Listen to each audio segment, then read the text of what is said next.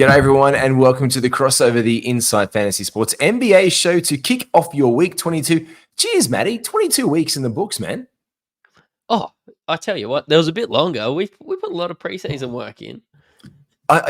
You know what? It's like we say it's only like the season, but yeah, you're doing the preseason work. We're like, let's be honest, it's 52 weeks. It's basketball is a year-long sport. You're cracking out the NRL, but it all kind of wraps up in the next couple of weeks. So we're going to break down week 22. Look at our streams, look at our ads, all coming up at you to help you win your week right up after this.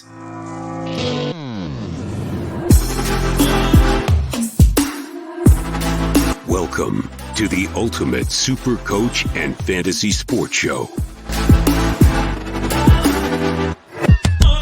You are now listening to the Inside Fantasy Sports Podcast. Do you like Grayson Allen? I've been dying to ask you this. I love Grayson Allen.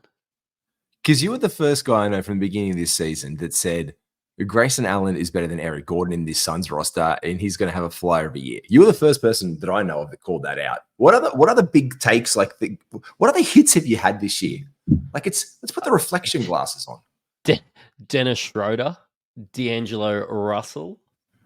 Well, what was that again about the worst starting guard in the NBA, D'Angelo Russell, according to? Better than that's not my Reeves. words. It's not my words. I was having a look. I did a bit of a deep dive on where he's been rated for this season, and I know there's a lot of haters and naysayers out there, but D'Angelo has had an absolute blunder. I think you started picking up. Where was the deepest you picked up D'Angelo Russell this year? 105, I think. I was going to say, because he was a guy who slipped, and I remember you picked him up in one of our drafts, and we're like, there's no way he's going to slip. There's no way he's going to slip. And he eventually went over that 100 mark. I think there is a mentality when it comes to drafting that, he was a snitch and, people don't like him and, all this other stuff. And, John Collins having a bad season the season before, it wasn't quite 110 bad season. People get wrapped up in that sort of stuff. Yeah, they do. And when you look at it this year, John Collins, we wanted him to have a return better than we said he was a rosterable guy this year. And on the season, he's been the 103rd ranked player.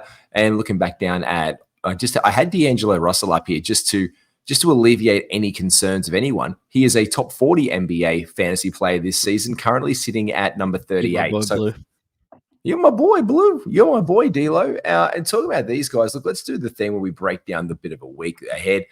D'Angelo Russell might get spoken about, and a whole lot of them might be spoken about. In fact, you can just speak openly in our Insight Unlimited Discord. Just speak to anybody. Just speak to somebody who you don't even know. It creates controversy, and we're all here for it. But you get complete access to the experts. $25 a year, Matty, which is 1.15 bottles of this wine that I'm currently drinking, which is great value if you think about it. There you go. It's about a 6-pack in Australia, I'd say, of a good drink. But yeah, look, we're doing good things in Inside Unlimited. It gives you access to us, just to message ahead and ask some of the questions. Of course, there's great people in the community. If you just want to get onto the free Discord 100%. As well, you can just ask everybody else. But I suppose when you start getting into those communities, there's risk of those people being in your team. So, yeah, you can slide into our DMs. We'll answer all your questions. And, yeah, I know that you're doing some newsletters and everything. Yeah, there's a lot going on in Unlimited. Yeah, we've got a lot there. Again, access to the experts with Super Coach firing off in Australia with the NRL and AFL. It's the perfect time there. And to help win your weeks, you can slide into the DM and ask myself and any of the NBA analysts who to pick up, and also get some more things like this. It's the weekly preview. He's heating up. Sometimes that sound effect comes in just monstrously loud for me. And I'm like, Jesus, that whistle. We started from the bottom. Now we're here. We'll go down to the notes. Look, it is week 22 and all teams this week either play 4 games or 3 games. Before we give you the breakdown, mate, I'll let you do the breakdown of who's playing when. But look, these are all the 4-game teamers. There's a lot of them. Atlanta, Brooklyn, the Charlotte Hornets, the Chicago Bulls, Cleveland Cavaliers, the Mavs, the Nugs, the Warriors, Rockets, Clips, Lakers, Knicks, Thunder, 76ers, Sacramento Kings. Shout out to you, Herbie, from our AFL show. Spurs, Jazz, and the G Wizzers. I'm calling the Washington G Wizzers from now on. That's just where I'm going to live. Oh, don't undersell yourself. And, undersell yourself. 76ers, Sacramento Kings, Jazz, and the G Wizzers. I'm calling the Washington G Wizzers from now on. That's just where I'm going to live. Look, I could probably fit somewhere on their roster spot at this point because God knows anybody could. 3 games this week at the Celts, the Pistons, the Pacers, the Grizz, the Heat, the Bucks, the T-Wolves, the Pels, the Magic, the Suns, the Trailblazers, and the Raptors. But we're not going to sell those teams short, Matty, because there is some gold amongst those 3-game weakers in one regard. Take us through the game breakdown in our daily schedule, brother. Yeah, look, you've got 11 on Monday, 4 on Tuesday, 12 on Wednesday, 2 on Thursday, 12 on Friday, 3 on Saturday, and 10 on Sunday. So I suppose you want to focus on those, the ones in green, because you're probably going to have a full roster in those other ones. And to be honest, if you're playing in cash leagues, there's a lot on the line this week. There is a lot. I suffered the affliction of 2-game weeks. I've got Kyrie and Miles Bridges in a 20-man league. 20. It's like here, like it's just you scrounging the what? It's fucking brutal. And one of my goals was to make the playoffs in that league this year, and I've made it to the Final Four. I made it to the big dance. Unlike Kentucky, shots fired. Shots fired at Kentucky basketball. No, I'm kidding. I love Kentucky basketball. I don't care. I like Kentucky but fried chicken. I really am appreciative of what they have done with a bun and some fried chicken. They call it just like a chicken sandwich. Why not? Look, to be honest, I'm in one of those leagues. I've just had to make the sacrifice because the Brooklyn Nets do have a 4-game week. And I know Cam Johnson stubbed his toe the other day, but I don't know if he just did like the gangster limp, like where he was like, yeah, I'm just going to limp out. After Sunday, it's fine. I'll play on Monday. But I just dropped Bogdan Bogdanovic in a league who I didn't want to drop. He plays on Monday, so he's not playing tomorrow on the last day. It's 5-2 assists and rebounds on the line because a couple of guys went bonkers on boards for the day, and Kobe White got 10 assists. It's a cash league. Like either way, I could play for first. You got to make the sacrifice, so you do it now because you wanted that extra cash in your buck. Or you know what? Be happy, play for third, and see where your team goes. But like you said, Matty, there are those low volume days. Is there something standing out there on those low volume days for you? Yeah, well, there's only 2 teams on all 3 of those days: the Tuesdays, the Thursdays, the Saturdays. That we spoke about. They're in green in the earlier one, and that was the Bucks and the Pels. Of course, massive Malik Beasley streamer. Been doing it all year. You're a whore. Actually, I probably held him for longer than I should, and then dropped him, then picked him up, and then dropped him, and then picked him up. But there was like your Jay Crowders, your Pat Bevs, your Connaughtons. You've got your Nances. I really get frustrated with Nance's minutes. His production is great when he's out on the floor. But look, this week we're going to be looking at your Jose Alvarados for your steals and your Najee Marshalls. They're the premier teams this week. Yeah, especially on those low volume games. Like you're getting games when no one else is getting games. And people and owners and managers, they're just going to be trepidatious would be the word. I've been writing an English syllabus today, if you couldn't tell. Oh, no. Thank you. Trepidatious on dropping a guy. I was trepidatious dropping Bogdan Bogdanovic, but I had to because you got to risk it for the biscuit, as we say, I guess, at the end of it. And I mean, there's nobody else going to pick him up outside of those top 4 teams anyway. And if they pick him up, they're going to be cucked for the week anyway. So, you may as well just drop him. And then, you know what? Maybe you make finals and you win, and he's still there next week. A lot of our leagues are finished early. I know if you go standard formats, they're going ahead of another couple weeks. But we're talking about finals in ours. But it's the same thing if you're playing semifinals, if you're playing quarterfinals. It doesn't matter. You've still got to win the week. And it's also just fucking pay attention. Literally, this is the time of year where you want to see and notice the moves that people make. Because if you're not there, kind of just give yourself a bit of a word up for next year. It's like prep reading. It's like reading the book before the exam. Okay, so I know next year to do better, I've got to. Yeah, there you go. You just got to read the book. I didn't pass my first 4 driving license tests because I never read the book. And we're both from Queensland. You know what it's like in Queensland. You just get given a set of car keys when you're an infant male and be like, you can expect to drive this a form of utility vehicle. I'm like, okay, I can. But you can't do that on the farm for years, though. Exactly right. So I failed my first 4 tests, not knowing the rules because I didn't read the bloody book. I did learn, though, that you have to slow down 200 meters out from an intersection, and I got that wrong twice. I remember it being something about lights and headlights in 200 meters that I could never get that quick. I read the book. I was like, oh, fuck, that's where I've been stuffing it up. Because they used to circle the test. They used to be like, you got this one wrong. And there was like 6 variations of the test. So I just started memorizing the test. I didn't even get the book. Oh, yeah, fair enough. I passed on the first go. I did make a few mistakes, but I did pass on the first go. Did you get the book? Did you get the Queensland Transport book? Yeah, we had the book. I didn't read it. I just borrowed it off a mate. Oh yeah, but did you flip through it to find out about how many meters you need to have visibility with your headlights? No, I just got lucky. I got unlucky 4 fucking times. Those are the streams, and I know this, and I do believe heavily in these Pelicans guys as well. They do have a rest game on the Monday, which is good value as well. And I know this because that 20-man league team, I am currently an owner of Larry Nance, Jose Alvarado, and Najee Marshall because they had a really good schedule this week as well. So my hopes and dreams are on the New Orleans Pelicans, ladies and it gentlemen. only goes 10, like it's 20 men, but it only goes 10 players deep. 10 deep. So 3 guys playing extra games on the days that you need them. I would presume if somebody hasn't thought ahead, you'll probably win that matchup. So. Yeah, and it's a good little bump that I've got around. And that's just a fluke because they played on the games that I needed them to get this week and they finished on this game today. So that was a fluke. And I managed to pick up Najee Marshall after Brandon Ingram went down. You can look to some back-to-backs this week. You can lean into your Monday, Tuesday. The Mavericks coming off the back of their horror 2-game week. RIP, like me, Kyrie owners, or maybe you, who was a Luka owner, or a Dan Gafford, who's just skyrocketed in my books for value for the 24-25 season. Kings are there. Tuesday, Wednesday, the Warriors, the Lakers, and the Thunder. Very curious with Tuesday and Wednesday with LeBron being questionable for Sunday's game with his ankle injury.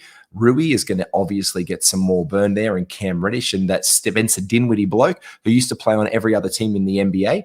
Wednesday, Thursday, you got the Atlanta Hawks. No action for a back-to-back set on Thursday and Friday. None on Saturday and Sunday, but you can, again, get that on the Friday, Saturday back-to-back, as we can see there, for the Orlando Magic. Kalen Houston going down with an ankle injury. Gary Harris was questionable. Look, they've had a great season, the Orlando Magic. They're fucking flying. Yeah, I still can't really see them making noise, but if they make it to the, what would you say the Orlando Magic's successful season is? Is it just making playoffs? Second round. Yep. I was going to say it, but then I was like, I think it's a win if they just make it. I actually think they're a second round, and I'm looking at their schedule right now, and they could be the 4th seed. Like they could legitimately overtake the Knicks with all their outs. So they're basically tied with New York. Knicks are a better team. It depends. Like if it's 4 versus 5, I think I take the Magic this week. But like if the Knicks started to become healthy, I think the Knicks could make some noise if everyone comes back. If the Knicks are healthy, 100%. Moment in time, snapshot today, 24th of March here in Australia, 23rd. If it will be 24th of March when people are listening to this, or 25th in Australia, surely. Right now, today, the Orlando Magic is a better basketball team than New York Knicks because OG Anunoby's out. I mean, Mitch Rob is on the verge of coming back into the lineup. Julius Randle is still out. I mean, Brunson is phenomenal, but that just defensive lineup that they can roll out there for Orlando, I just love it. I absolutely just love it. And I had a look right now. You've only well. got to plug the point guard. That's it, really, as massive threats for the Knicks. And their defensive rating has been pretty good. In fact, they're both equal tied. It says equal tied 9th spot for defense, the Orlando Magic and the New York Knicks, which is pretty bloody impressive. It's also impressive and impressive, whatever word you want to make up. So, look, I can see them making some noise. And I don't know, man, every time I just watch Jonathan Isaac out there, don't you just wish that he's been healthy for the last 3 years and been playing basketball instead of writing books, because he's just been incredible off the bench. Yeah, but it is just like ruining my projections for next year. Like I'm just going to be tempted and something's going to go wrong and I'm going to take him at 80 and it's gonna ruin my season. I can just see it happening because he is everything I want in a fantasy player. It's so fantasy relevant when he's out there. He is an absolute. He just looks good. His 3-point shot looks comfortable. Everything about the man looks good. Like this is 100% the Jonathan Isaac we wanted those years ago when he went out. This is the Jonathan Isaac that our mate Big Horse. I should actually play the sound drop when I mention that. I always forget. No, you're right. I've got to play the sound drop. I play it once. This one here. I remember he used to pour in. You remember this? He used to pour in every single thing he could into Jonathan Isaac to make him got a 3-point shot. And in the limited minutes that he gets 15 minutes.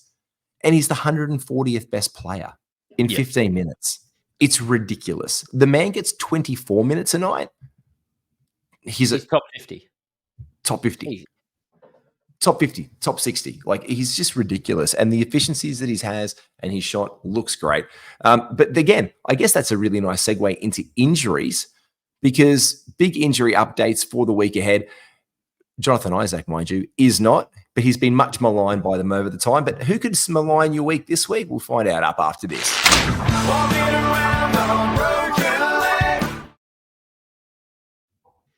Or, again, an ankle or an impingement. Yeah. Look, well, in Atlanta, we'll start alphabetically. Onyeka Okongwu was on injury management and didn't play Saturday. Jalen Johnson's going to be reevaluated in another week.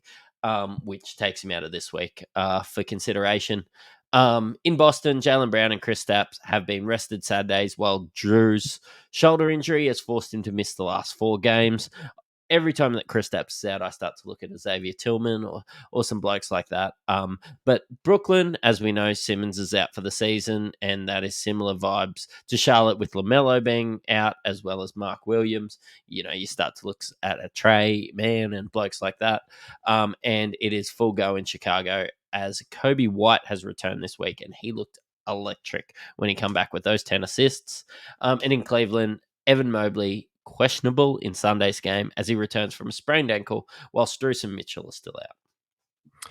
Yeah, they were. Those 10 assists are going to haunt me to my dying day, especially as Kobe White was one of the guys that I was high on to begin this season. And old mate Reese, shout out to him in chat, was like, man, I'm glad I didn't trade him away because he was like, maybe I'll give you Kobe White. I was like, yeah, I'd like Kobe. I was like, oh, maybe I'll hold him before Kobe blew up and Zach was in the lineup. And he could that just comes back and haunts me in my dreams, which is my Kobe White luck. Every time that I love Kobe or I ever let him go in a league, he comes good, but I didn't pick him up in this one. Look, Dallas has absolutely nothing major to report so far this week. Again, they do have 2 games from last week, so they're coming in fresh for this one. But over in Denver, Nikola Jokic and Jamal Murray both missed Saturday's very narrow win at a point game with they had back pain and ankle sprains respectively, and Zeke Naji has missed the last 3 due to adductor tendonitis. Over in Detroit, Quentin Grimes, Mr. Fontecchio, and Taj Gibson are all out for Sunday's game, well as Jalen Duren is questionable with back spasms. And this week, we unfortunately learned that one of our rookie watch boys, Asar Thompson, is going to miss the rest of the season with blood clots, and Isaiah Stewart is also out for the rest of the season. No news is good news for the Warriors and the Rockets, especially for the Rockets as they keep on rolling along. And in Indiana, James Johnson is just questionable for Sunday's game due to personal reasons. No, 100%. We're just going to go into the Clippers, and Norman Powell and PJ Tucker are both questionable for Sunday's game against the Sixers. LeBron James questionable. He seems to be questionable most games at the moment. Shout out to D'Lo breaking that record for the 3-pointers. You know what? You couldn't do that if you were the worst guard in the NBA. I'm just. As an aside, you couldn't get the most 3-pointers ever in your team, but there's been a couple of teams like that. And did you know that Michael Porter Jr. the other day hit the most threes in a Denver Nuggets season? Oh, really? That's two guys out of the 30 NBA teams who in this high potency offense year in the NBA have taken the most or made the most 3 points in one season, respectively, for their teams. I think we'll probably see that up as it sort of trends. I do think it's harder to get these defensive stats. Like you just start chasing those points, those threes. Like I tried to punt points a few times in fantasy this year, and it went awry. So, Matty, mental note, punt Yeah. points bad? Yeah, I mean, punt points. I've won competitions going punt point leagues, but yeah, I just wonder like the way that the NBA is progressing, we have to progress as analysts, and yeah, I I just think it's becoming harder. I never will think about free throw percentage is just so tenuous for you to also peg your hat on. I think this year has been the one year where I've had so many guys like Corey Kispert this week. He's made 2 of 6 and he's usually a plus 800 shooter. You get guys like that there, especially who are not volume shooters, guys who are on disinterested teams, not giving a flying banana peel about anything, and they can just tank your week. And I'm like usually plus 800 on free throw percentage. And this week I'm in the high 60, high sixes. Yeah, and there's Just nothing guys. that you could have done. And there's nothing. I can't just go out there and get Dame Lillard. I can't go out there and get me a guy to salvage it on high volume. Like to offset any, you literally need to be rolling out there 2 high volume free throw shooters who get a high clip to offset anything whatsoever. And that's been a pain in the ass. Yeah, look, it's I suppose we're at that time of the year where we start looking forward to the upcoming year. But yeah, no, Yes. free throws is hard as well. In Memphis, apart from everyone else being out, Luke Kennard is out indefinitely, so they've just made another reason, and they're calling it personal for that one. Memphis don't want to win any games, which is great. Like I'm looking forward to watching Memphis this year. Maybe some of watching Memphis for me has waned this year due to what we've been rolling out talent wise. In Miami, Not a Scottie Pippen Jr. jersey owner yet. oh, you know what? I actually really enjoyed watching him play. I know that He there was was talk of great. him coming to Australia before that happened. There was. So yeah, look, big NBL fan as well. Shout out to Jack McVeigh, probably shooting the best shot in a final series that I've seen. I've got to watch this Regardless clip. of what basketball. Yeah, you've got to watch that clip. It's elite. But in Miami, Tyler Harrow, Kevin Love, and Duncan Robinson are all out for Sunday's game, while Caleb Martin and Xiame Yaquez Jr. are both listed as questionable. And check the injury report on these guys. I can't give you anything solid on Miami at the moment, just for the way that they're reporting at the moment. Yeah, it's in and out every day. They're holding guys back. They've got their position. They're pretty much playoff tenured, but if they make the jump, they could get away. They've lost their last one. Indiana's bumped back up into 6th position in the East. So let's just keep our eyes there. Look, over in the Milwaukee Bucks way, it's all good. So smooth sailing there for this week. As we said, though, that does play into their low volume days. And I know there is no greater Malik Beasley as a fantasy option fan in analyst world than my boy Mattrix right here, because you were the first one to say I'm high on Malik Beasley. And you should be high on Malik. You did, and you should be high on him in week 22. This is your time to shine, Malik. In Minnesota, Anthony Edwards and Rudy Gobert are questionable for Sunday's game, thanks to a dislocated finger and a sprained rib. They've got that out there, and again, guys to pick up in that case, guys like Nickeil Alexander-Walker are a look. In New Orleans, Brandon Ingram has a bone contusion in his knee and will be re-evaluated in 2 weeks' time. The New York Knicks, OG Anunoby has missed the last 3 games with that elbow injury. Like he came back and then he's back out again. No return yet on his return to play. And the Thunder are all clear as they look to lock up the top spot in the Western Conference, flying this year. Yeah, no, sounds good. The Thunder are all clear as well.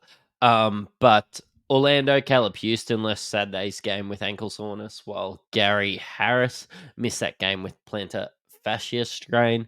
In Philly, Kyle Lowry will sit out Sunday's game against the Clippers through rest, but right to go for week 22.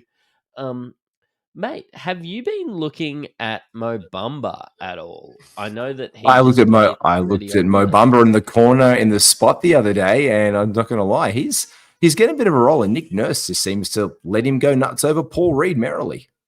So I was having a look. So he was playing like 19, 25 minutes, everything like that. He played 32 minutes the other night. Before that game, just have a guess at when the last time he played 30 minutes in an NBA game. 30 minutes in an NBA game. Orlando Magic 2022. Yeah, it was October 2022. No, sorry, early November 2022. I was gonna Like, say, yeah, it's gone back before his little tenure as a Laker. Then he was moved off that year, and then he's just never found a home until apparently Nick Nurse thinks he's Bowl. I mean, like, give him a run. He's probably better than Paul Yeah. Reed. But this is the thing. Every time Paul Reed gets volume and quantity out there, I just think the man's confidence is shocked because he thought he had the role when Joel went down. And then they just keep on rolling out. He was like, I'm next man up, coach. I got you. Put me in the game. I'm here. I'm big Paul Reed. Remember me from last year? My time to shine when Joel went down? And then it's like, nah, you I'll take good, Mo man. Bamba from the G League. I've got Mo Bamba. Shout out to Mo Bamba. I love Mo Bamba, actually. But That's a play Mo brainer. Bamba. Yeah. I'd play Mo Bamba. Yeah, he's got so many signed jerseys and basketballs from Mo Bamba, so that was a waste of money. It's all good in Phoenix. Whereas in Portland, Anthony Simons, Ayton, Grant, Matisse Thybulle all sat out Saturday's game against the Nugs as they started a lineup of rookies. It was only the second time since box scores have been kept in the NBA, and that's 50 years. Shout out to Matty G for this stat. So we could probably expect that from Portland. They're chasing probably another young player, and the best way to get that is through the draft. There is only currently one active player in the NBA who last played in that all-rookie starting lineup team, Klay Thompson. No. Klay Thompson was the guy. Random fact, Klay Thompson was the last member of the all-rookie starting five team. There you go. No, that's fantastic. And Kevin Huerter has a dislocated shoulder and a torn labrum and is out, like I would imagine, for a long time, which you don't usually expect from shooters. So no, and Keon Ellis is the guy as well who's been getting the minutes there and seems to be trending as the starter in Sacramento and doing a good job. Had an off game a couple of 2 games back, bounced back to some form today. So those people who dropped him on the wire, he'll be on there on waivers. So make him probably a priority with the week that the Sacramento Kings have coming ahead. As we say, you can absolutely look to the Kings, especially if you can pick him up off that waiver wire for that Monday, Tuesday back-to-back, which they kick off the week. So it's a nice little strong start to your week 22. Look, all is good in San Antonio, while in Toronto, Jonte Porter missed Saturday's game through personal reasons. RJ Barrett, he's out to personal reasons, obviously with the loss of his brother and his father involved in the organization, which is a shame for them, and best wishes again to their family. And Emmanuel quickly, he is also away from the team now due to personal reasons as well. Emmanuel, I'm unsure of his ones in particular, but look, there's a lot going on in Toronto right now, which means streaming value for these guys like Jonte Porter is at a premium, and obviously he doesn't exist anymore anymore unless you're in a 10-man league and you've just been hesitant to pick up Kelly Olynyk. He's worth a bit of a run. Like Grady Dick as well. Grady is getting the minutes now. Grady has to become a viable option in this one. Again, as we look through the teams. What do you think of his jersey swaps? I'm okay with it. Like it just seems to be it just seems to be a thing they do now. I remember it just every time I see it though, it reminds me of how, I don't know, Brian, you're an NBL guy, Brian Gorgon. Yeah. Coaching legend Brian Gorgon. He could be coaching the Kings next year. So he could be coaching the Kings. I think he is coaching the Kings next year. Is he? Have they signed? Have they said it's a go yet? Yeah. So yeah. There's talk. I know there's a lot of chitter chatter, but he's heading up the Boomers team, obviously. Brian remembers. I read an article with him this week about who's in and who's out for the Boomers team, and obviously with Ben Simmons going out, there's a lot of attention. Like who will start, who will stop. It's like it's serious now. And our bracket in the Olympics is really tough. And he's like, I remember it's a tough bracket. And I remember when Gorgon was like back in the old days, our players would just walk out there and want to get signatures from the other guys from the NBA because, you know, they were like, oh my God, an NBA player. And now these guys who are on our team share the court with them every other day of the week. So it's personal and it's business and it's down to it. So it kind of like when I see him do the jersey swaps, I'm like, everyone in the NBA is jersey swapping these days.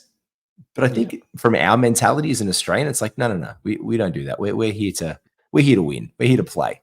We're not here to But fuck spiders. but if Anthony Black can swap Grady Dick's jersey swap, and James Suggs Harden legit. can get a little swap with Grady Dick as well, I'm a And big if- fan of that. I'm a big fan of that. I'm just waiting for him to do the Jalen Suggs and the Suggs Dick jersey swap. I think Well, he it's couldn't because he already did it with Anthony Black that game. Like, he but, did. yeah, It's what the people want. It's what we demanded on draft it's what I night. want.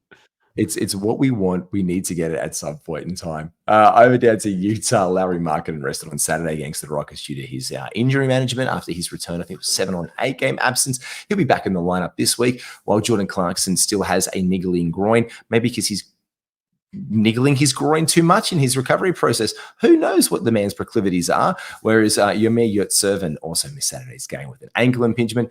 And to close it out, Tyus Jones remains out with back issues in Washington, maybe because they're a pain in his ass, not his back, while Bilal Coulibaly will miss the rest of the season with a wrist fracture. And Matty, that's pretty much us done, man. Apart from you're drinking from something very special, your standard squeeze 4-in-1 mug. I do have my standard squeeze 4-in-1 mug. You can use promo code Insight15.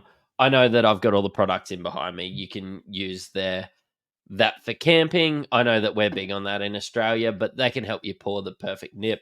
I actually had whiskey out of this last night. It keeps everything cool and everything. I have my coffee on it in the morning, and of course cans in the evening.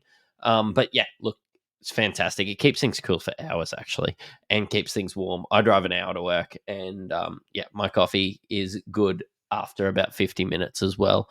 They're only about $40 Australian, and yeah, the standard squeeze, I've actually been massive fan of their things for probably a couple of years now. So Yeah, 100%. And they've got heaps of apparel as well. You can jump on there, get some hoodies, t-shirts. The weather is starting to be a bit chilly here in Australia, so make sure you gear up with one of their awesome exclusive hoodies. Make sure you do all of the things like and subscribe. This podcast, this is at SC_Mattrix. I am at NBAGWiz. And of course, we are at Insight F Sports. Don't fuck sports. Play them. Play the fantasy variety of them all the damn bloody time and get onto us and make sure you follow and like and subscribe. Get onto the Discord. We'll see you soon, everyone. Take care. cheerio.